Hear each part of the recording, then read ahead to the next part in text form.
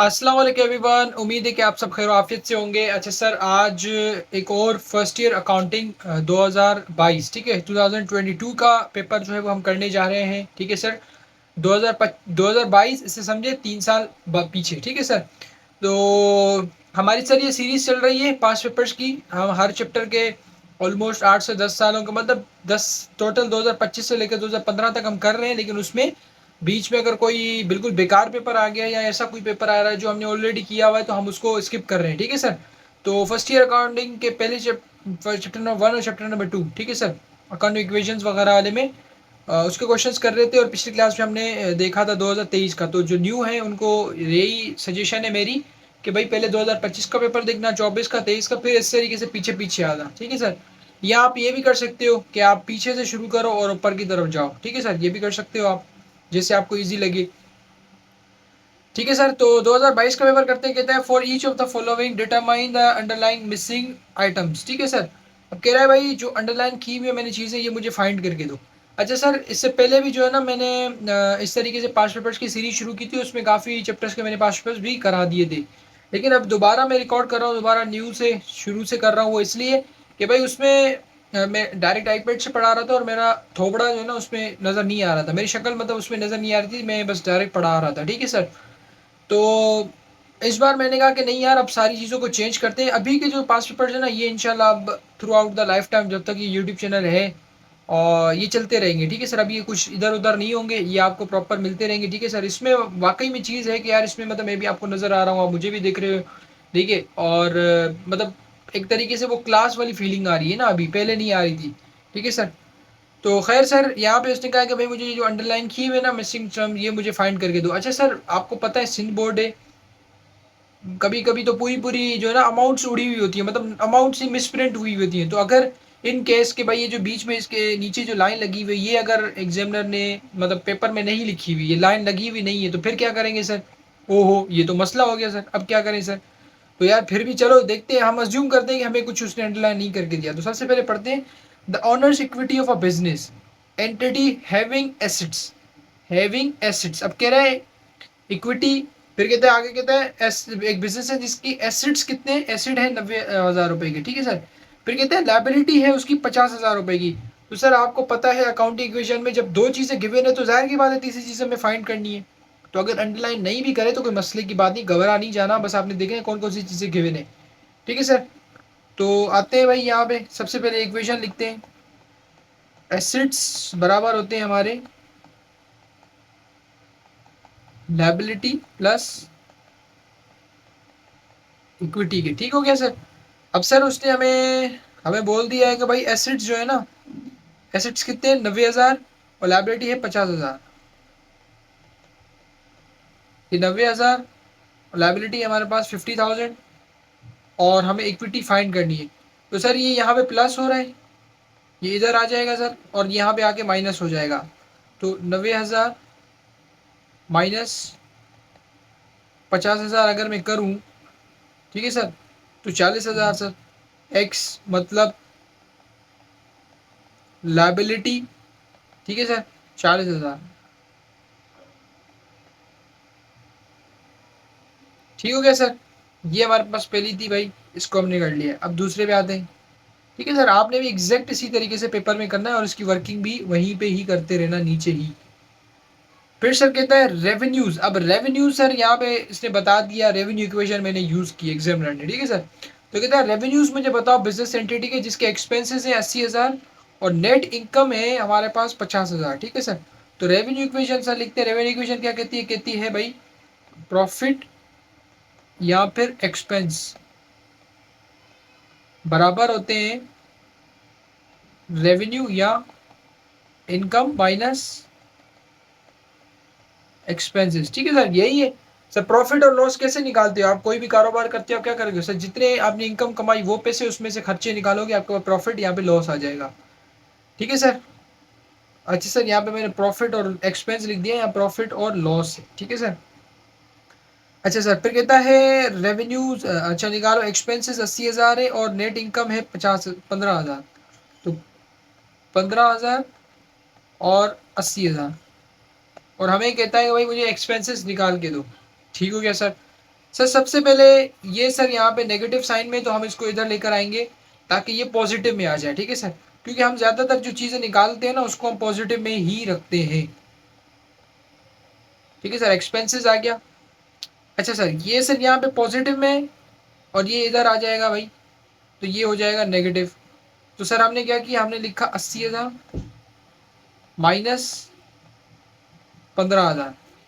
ठीक हो गया सर। तो सर हमारे पास एक्सपेंसेस कितने आ गए, 765।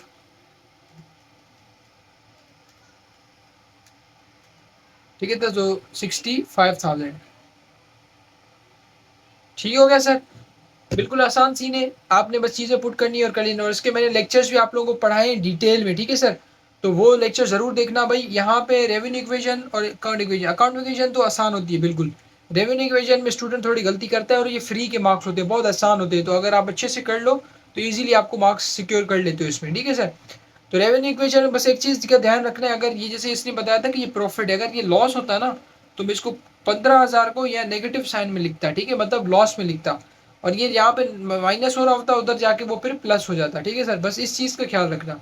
और यहीं पे स्टूडेंट गलती करता है, और हो सकता है हमें भी एग्जामिनर ने ऊपर दिया हो ये चीज़ टेस्ट करने के लिए, देख लेते हैं सर। अच्छा सर, फिर तीसरे पे कहता है expenses of a business entity having revenues. अच्छा वो कह रहा है एक्सपेंसेस निकाल के दो, और अच्छा सर ये इसने यहाँ पे नेट लॉस दे दिया है, ठीक है सर। तो नेट लॉस की भाई एंट्री इंपॉर्टेंट होती है और हमेशा एग्जामिनर पूछता है, ठीक है सर। तो यहाँ पे एग्जामिनर ने हमें लॉस दिया है और हमें रेवेन्यू माइनस एक्सपेंसेस करना है, ठीक है सर। तो लॉस सर हमें कितना गिवन है भाई, नेट लॉस 9,000 रुपया,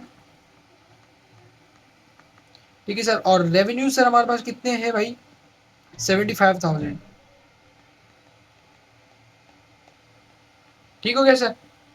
और सर इसके साथ हम नेगेटिव साइन, और याद रखना अकाउंटिंग में नेगेटिव साइन लगाने का मतलब है ब्रैकेट्स, हम ब्रैकेट लगाते हैं, हम ऐसे नेगेटिव साइन नहीं लिखते, ठीक है, ब्रैकेट लगाते हैं हम अकाउंटिंग।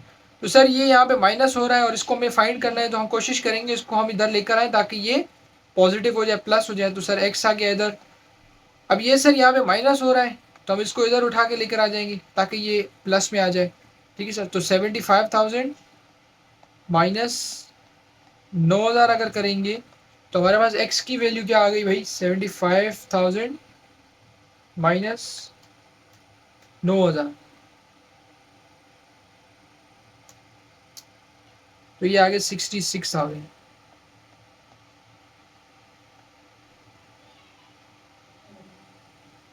ठीक हो गया सर। तो 66,000 सर इसकी जो है वो हमारे पास वैल्यू आ गई है। अब सर और आगे चलते हैं भाई। अच्छा सर ये चीज़ें, अच्छा सर ये वाला ना पार्ट भी थोड़ा सा न्यू है आप लोगों के लिए, ठीक है, इसको देख लेते हैं, कोई मसले की बात नहीं है। कहते हैं 1 जनवरी 2021 पे amount of the acid, acid की अमाउंट बताई उसने एंड कैपिटल। ठीक है सर, ये 80,000 एसिड की अमाउंट है और ये 70,000 रुपये कैपिटल की। उसने कहा कि भाई एसिड मेरे पास 1 जनवरी पे जब साल शुरू हुआ था तो मेरे पास थे 80,000 और कैपिटल था मेरे पास 70,000 रुपये respectively. Find the amount of capital, मुझे कह रहा है कैपिटल निकाल के, तो ऑन 31 जनवरी। अब कह रहे हैं जब साल शुरू हुआ था तो इतनी अमाउंट्स थी, अब मुझे साल के आखिर की अमाउंट मुझे निकाल के दो।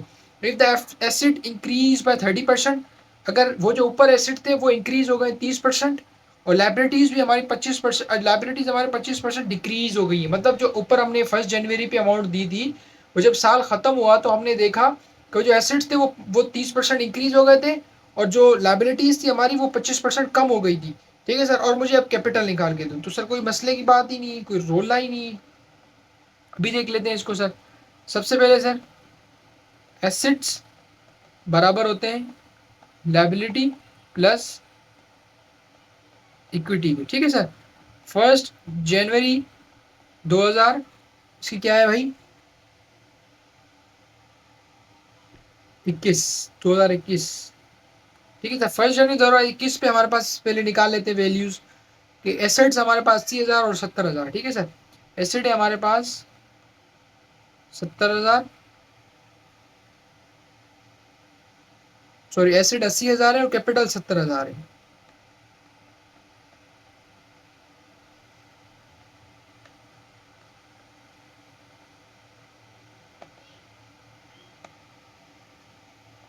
ठीक है सर, ये हमारे पास है 80,000, ठीक है सर, और एक सी। अब उसने ये नहीं कहा कि मुझे 1 जनवरी पे अमाउंट निकाल के दो, उसने कहा मुझे, अच्छा उसने फिर ये कहा कि भाई 30 दिसंबर पे 2021 साल जब खत्म हुआ, एंड ऑफ ईयर, तो वो कहता है कि भाई जो एसिड्स थे ना, ये एसिड्स ये हमारे 30% इंक्रीज हो गए, ऐसे ही है सर।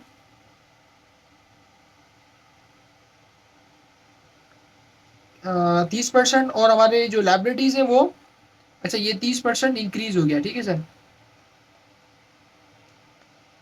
और लाइबिलिटीज हमारी 25% डिक्रीज हो गया, ठीक है सर, यही हो गया। अब मुझे कहता है कि भाई मुझे लाइबिलिटीज निकाल के दो। सॉरी सर, एक गलती हमने दोबारा कर दी है। क्या की है भाई हम चीजें, 1 जनवरी पे amount of acid and capital, ठीक हो गया सर। अच्छा सर, हमें यहाँ पे वैल्यू भी निकालनी पड़ेगी, ठीक है सर, हमें वैल्यू भी निकालनी पड़ेगी यहाँ पे इसकी, अपना लाइबिलिटीज की, ठीक है सर, क्योंकि हमारा नीचे उसने लाइबिलिटी का अमाउंट नहीं बताया। उसने सबसे पहले ये कहा है कि भाई 1 जनवरी में मेरे पास एसेट थे 80,000 रुपए के, और इक्विटी थी 70,000 रुपए की, ठीक है सर। अब हमने क्या किया, हमने कहा कि भाई लाइबिलिटी निकालनी है ना, तो हमने कहा ये एक्स वैसे ही पॉजिटिव में, तो हम इसको इधर ही रहने देते, तो हमने क्या किया, हमने 80,000 और इस अमाउंट को उठा के इधर लेकर आ गए, तो इसको माइनस किया 70,000 से, ठीक है सर। तो एक्स हमारे पास लाइबिलिटी कितनी आ गई भाई, अब लाइबिलिटी हमारे पास आ गई 10,000, ठीक है सर। सर साल शुरू हुआ तो हमारे पास एसेट 80,000 के थे, इक्विटी 70,000 रुपए की थी, और हमारे पास जो लाइबिलिटी थी सर वो हमारे पास कितनी थी, वो 10,000 रुपए की आ रही थी, ठीक है सर, यही चीज थी भाई, ठीक है सर। मैं इसको दोबारा यहाँ पे लिख देता हूँ भाई, 1 जनवरी 2021 को हमारे पास एसेट्स से जो, और हमारे पास लाइबिलिटी, और हमारे पास इक्विटी, ठीक है सर, ये तीन चीजें थी सर। एसेट हमारे पास था 80,000 का, लाइबिलिटी थी हमारे पास 10,000 की, और ये थी हमारे पास इक्विटी थी 70,000 रुपए की, ठीक है सर। अब वो कहता है कि भाई ये जो है ना, ये 30% इंक्रीज हो गई, और ये जो है ना 25% डिक्रीज हो गई, ठीक है सर। और इसका कहा है कि मुझे ये फाइंड करके दो। अभी जो इसने कहा है कि मुझे ये फाइंड, ऊपर इसने इसको फाइंड करवाया था और नीचे उसको फाइंड कराया, ठीक है सर। तो कोई मसले की बात नहीं, सबसे पहले हम निकालते हैं कि एसिड की अभी जब साल खत्म हुआ तो कितनी वैल्यू है, ठीक है सर। तो कितनी वैल्यू बनती है भाई, सर पहले एसिड 80,000 का था, अब 30% इंक्रीज हो गया, ठीक है सर, 30% इंक्रीज। तो सर इसका अगर मैं 30% निकालूं तो 30% पहले बनता कितना है, 80,000 मल्टीप्लाई बाय 30 लिखा, और इसके साथ परसेंट, किस तरीके से परसेंट का साइन लगता है वो भी आपको पता है, नहीं पता मुझे कमेंट कर देना, मैं इस पर एक छोटी सी वीडियो बना के आपको साथ शेयर कर दूंगा ताकि आपको मसला ना हो इसमें, ठीक है सर। अब चीज़ें बहुत आसान है, ठीक है। अब एग्जामिनर को पता चल गया कि यार स्टूडेंट्स को आसानी से कर लेता है, तो अब मैं इसको ना परसेंटेज अमाउंट वमाउंट इन चीज़ों में इनको घुमाता हूँ, ठीक है सर। तो सर इतना हमारा जो है ना इंक्रीज हुआ है, ये है ये जो 24,000 इंक्रीज हुआ है ना, ये है 30%, ठीक है सर, 30%। अच्छा सर लाइबिलिटी का भी देख लेते हैं, तो लाइबिलिटी सर हमारे पास है 10,000, और इसका अगर मैं 25% निकालूं तो 25% बनता है 2,500 समथिंग कुछ,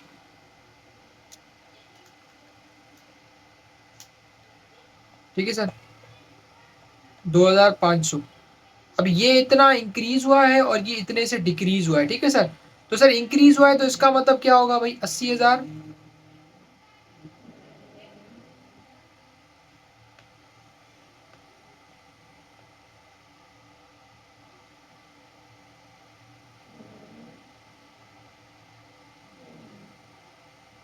ठीक है सर। इंक्रीज हुआ है तो इसका मतलब कि हम उसमें ऐड कर देंगे, ठीक है। इंक्रीज हुआ है ना, तो इसका मतलब कि भाई पहले हमारे पास जो एसिड आ रहे थे वो थे 80,000,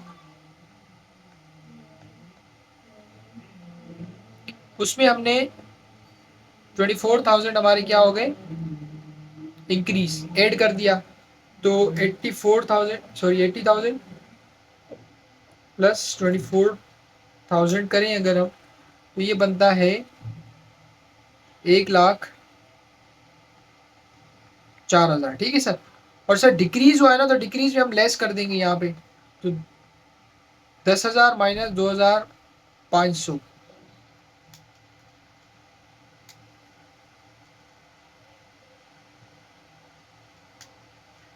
ठीक है सर। तो ये आ गया 7,500, ठीक हो गया भाई। तो ये हमारे पास अभी न्यू अमाउंट्स आ गई हैं मंथ के लास्ट वाली, ठीक है सर। तो अब सर यहाँ पे हम आते, अच्छा ये सब जो है ना वर्किंग में करना, फिर यहाँ पे आके आपने लिखना है भाई एसेट्स बराबर होते हैं लायबिलिटी प्लस इक्विटी के, ठीक है सर। अभी सर हमें लास्ट मंथ में जो एसेट आ रहे हैं वो कितने आ रहे हैं, 1,04,000, ठीक हो गया सर। फिर उसने कहा कि मुझे लायबिलिटी की अमाउंट बताई उसने, और उसने कहा कि इक्विटी मुझे निकाल के दो, ठीक है सर, इक्विटी मुझे फाइंड करके दो। और उसने लायबिलिटी की अमाउंट हमें बताई है, ठीक है सर। तो लायबिलिटी की सर अब अमाउंट कितनी आ रही है, 7,500 अमाउंट आ रही है, ठीक है सर। तो सर ये चीज़ हमें फाइंड करनी, ये पॉजिटिव है, हम इसको यहीं पे रहने देंगे, लेकिन 7,500, ठीक है सर, इसको हम इधर लेकर आएंगे, फिर यहाँ पे आके लेस हो जाएगा, तो 1,04,000 माइनस 7,500 एक्स, ठीक है सर, एक्स मतलब इक्विटी, ठीक है सर। तो ये आ गया 96500, ठीक हो गया सर। ये इस तरीके से आपका इसका आंसर है। दोबारा मैं एक्सप्लेन कर देता हूँ भाई, ठीक है सर। हमने क्या किया, हमने ये देखा कि पहले उसने कहा कि 30% इंक्रीज हो गया, तो हमने देखा कि भाई 30% इंक्रीज जो हुआ है वो अमाउंट कितनी है, वो तो परसेंटेज में दिए ना, तो हमने इसी का ही 30% निकाला, तो ये बन गया इतना। अब इंक्रीज हुआ है तो इसका मतलब पहले 80,000 था, 24,000 और इंक्रीज हो गया, तो इसका मतलब अभी जो एसेट की वैल्यू आ रही है वो 1,04,000 रुपये आ रही है। फिर डिक्रीज हुआ तो डिक्रीज में हमने उसको लेस कर दिया। अब इसका एक शॉर्टकट तरीका बताऊं, शॉर्टकट, ठीक है सर, इसका एक शॉर्टकट भी बता देता हूँ। मैं एक बार मैं इसको चेक कर लूँ भाई, 1 पॉइंट, ठीक है सर। तो सर मुझे ये बताओ एसेट्स कितने थे, 80,000, और ये 30% इंक्रीज हो रहे थे, 30%। तो आप क्या करना, 1.3 से मल्टीप्लाई करोगे, आपके पास आंसर आ जाएगा वही आंसर, ठीक है सर। इसी तरीके से सर एस लाइबिलिटी थी हमारे पास 10,000,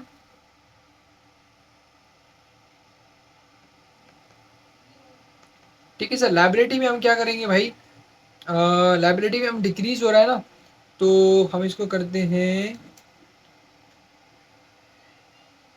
कितना है भाई हमारे पास, 25%, तो ठीक है सर। इसके इसकी क्या नहीं बन रही, ठीक है भाई, तो आपने बस क्या करना है, इसको इतने से इंक्रीज करा देना है, ठीक हो गया सर। तो मल्टीप्लाई करके भी आप इंक्रीज निकाल सकते हो, डिक्रीज का आपने वही जो तरीका हमने देखा था 25% निकाल के उसमें से लेस करते हैं, ठीक है सर, वही आप जो है वो कर देना, ठीक है सर। मैं इसको दोबारा एक ट्राई करता हूँ भाई, नहीं, ठीक है सर। तो आप बस जो है वो इसका शॉर्टकट तरीका ये भी है, एक इस तरीके से भी आप कर सकते हो, लेकिन ऊपर वाला तरीका अगर आपको समझ में आ रहा है तो वो उसी से ही कर लेना, कोई मसले की बात नहीं है, आपको मार्क्स मिल जाएंगे, ठीक है सर। तो ये थोड़ी सी एक न्यू चीज़ थी भाई। अच्छा सर, फिर कहता है 8A में state the rules of debit and credit for each of the following, तो सर ये आपको पता है, इंक्रीज इन इक्विपमेंट्स, इक्विपमेंट्स क्या है आपके पास, एसेट है, और इंक्रीज हो रहे हैं तो ये हो जाएंगे debit. Decrease in honour equity, ठीक है सर, डिक्रीज मतलब कैपिटल है आपका और डिक्रीज हो रहा है तो ये हो जाएगा debit. Decrease in notes payable, notes payable आपकी क्या होती है, लाइबिलिटी होती है, ठीक है सर, और पेबल आपका डिक्रीज हो रहा है तो इसका मतलब लाइबिलिटी डिक्रीज हो रही तो ये हो जाएगी debit. Increase in sales, sales आपकी इनकम होती है और इनकम आपकी इंक्रीज हो रही है सर, तो ये हो जाएगी credit. Increase in rent expense, expense आपका इसने बताया एक्सपेंस, और एक्सपेंस आपका इंक्रीज हो रहा है सर, तो इंक्रीज हो रहा है तो ये हो जाएगा डेबिट, ठीक हो गया सर। फिर नीचे कहता है classify the following items into assets liability expense honour equity and revenue, ठीक है सर। मतलब कहता है कि अब ये चीज़ें मैंने दे दी, आप इसको मुझे क्लासिफाई करके दो। तो आउटस्टैंडिंग सैलरीज, ठीक है सर, आउटस्टैंडिंग सैलरीज मैंने आपको सिखाया हुआ है वैसे भी, ठीक है सर। तो आउटस्टैंडिंग सैलरीज का मतलब है कि भाई खर्चा हो चुका है लेकिन आपने किसी को पे नहीं किया अभी तक, तो ये आपकी होती है लाइबिलिटी, ठीक है सर। अनएक्सपायर्ड रेंट, मतलब ये कि आपने किसी को रेंट दिया 10,000 रुपये का और अभी तक वो एक्सपायर नहीं हुआ, मतलब आपने उसका खर्चा नहीं किया अभी तक, अब यूज़ नहीं किया, तो ये आपके लिए प्रीपेड हो जाता है। और प्रीपेड आपके लिए क्या होता है, एसिड होता है। इंश्योरेंस एक्सपायर्ड सर, ये तो एक्सपेंस हो गया, एक्सपायर्ड हो गया, ये फाइनेंशियल स्टेटमेंट्स वगैरह में भी डिटेल में चीज़ें मैंने समझाई आप लोगों को और आपको पता होगी। फिर सर सप्लाईज, तो सर ये तो आपके लिए एसेट्स होती हैं, ठीक है सर। सेल्स इनकम होती है। अनपेड इंश्योरेंस, अनपेड, अब पे नहीं किया आपने तो सर लाइबिलिटी हो गई आपकी ये। Unearned commission income, unearned commission income, unearned commission income का मतलब है कि आपने एडवांस पैसे ले लिए लेकिन अभी तक सर्विसेज नहीं दी, तो सर ये भी आपके लिए लाइबिलिटी होती है, अनअर्न्ड। फिर सप्लाईज यूज्ड, यूज्ड मतलब सप्लाईज पड़ी हुई थी उसको आपने यूज कर लिया तो वो आपका एक्सपेंस हो गया, ठीक है सर। तो ये सर 2022 का आपका पेपर था, उम्मीद है कि चीज़ें समझ में आई होंगी। इतनी डिटेल में मेरे ख्याल से कोई और नहीं पढ़ा था आपको, ठीक है सर। और मैंने यूट्यूब पे भी देखा कि यार देखूं कौन सा टीचर ऐसा है जो ये चीज़ें पढ़ा रहा है, तो वहाँ पे भी मैंने देखा तो उन्होंने मतलब एक सॉल्व किया होता है पूरा पेपर और उसमें कहता है कि भाई देखो इसमें ये हो रहा है तो बस ये हो गया, ये हो गया, प्रॉपर मतलब सॉल्व नहीं करा उसने, ऑलरेडी सॉल्व की हुई चीज़ें, ठीक है सर। तो ये चीज़ थी, तो एक चीज़ ये मिसिंग थी, मैंने कहा कि नहीं यार इसको डिटेल में चीज़ों को पढ़ाया जाए, एक्सप्लेन कराया जाए, ठीक है सर। तो ये सर हमारा लेक्चर था, मिलते हैं फिर किसी और लेक्चर में, तब तक के लिए अल्लाह हाफिज़, दुआ में यार।